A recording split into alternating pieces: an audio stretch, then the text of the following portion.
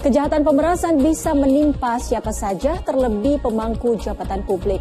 Dalam beraksi, pelaku melancarkan ancaman dan tekanan untuk memperoleh keuntungan sebanyak-banyaknya dari korban. Aksi pemerasan bisa digagalkan jika korban berani melawan.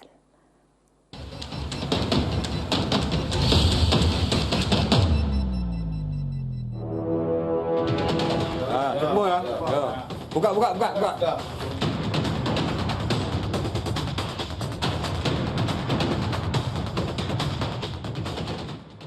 Operasi tangkap tangan ini dilakukan aparat kepolisian Grobogan dan tim Saber Pungli Jawa Tengah terhadap seorang pelaku pemerasan. Bermodal kartu identitas awak media, pria itu memaksa seorang kepala desa menyerahkan uang 75 juta rupiah.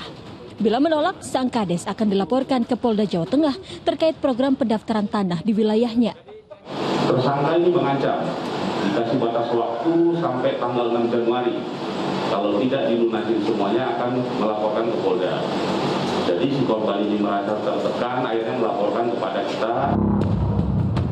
Kasus pemerasan pada kepala desa juga terjadi di Brebes, Jawa Tengah. Pelakunya sudah ditetapkan jadi tersangka. Dalam beraksi, pria ini mengaku sebagai ketua sebuah lembaga swadaya masyarakat. Ia membuat laporan ke polisi atas dugaan korupsi sang kepala desa. Namun belakangan pelaku minta uang 5 juta rupiah kepada korban dengan dalih untuk mengurus berkas pencabutan laporannya itu. Peliknya birokrasi penggunaan dana pemerintah dalam instansi juga dimanfaatkan orang-orang tak bertanggung jawab guna mencari keuntungan.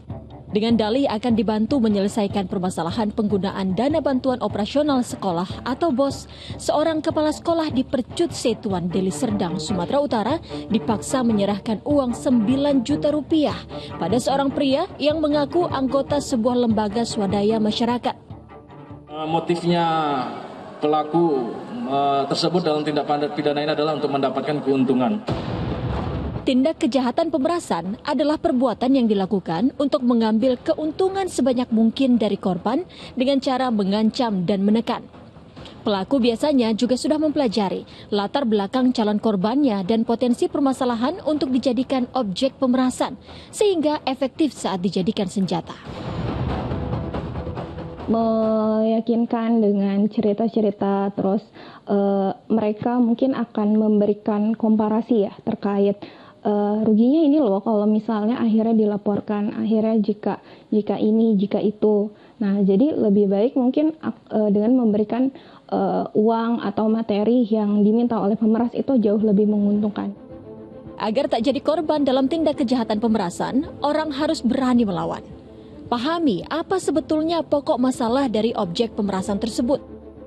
Kan korban ketika ada orang yang mendatanginya dan memeras ini tentu harus lebih tenang, lalu terus juga mempelajari permasalahan yang ia hadapi, sharing dengan orang lain tentu dengan yang lebih paham terkait permasalahan yang ia hadapi, jadi tidak langsung percaya dengan apa yang dilakukan. Iya, gunakan akal untuk mendudukkan persoalan supaya tak mudah jatuh dalam perangkap merugikan. Dan laporkanlah tindak pemerasan itu kepada kepolisian. Tim Liputan melaporkan.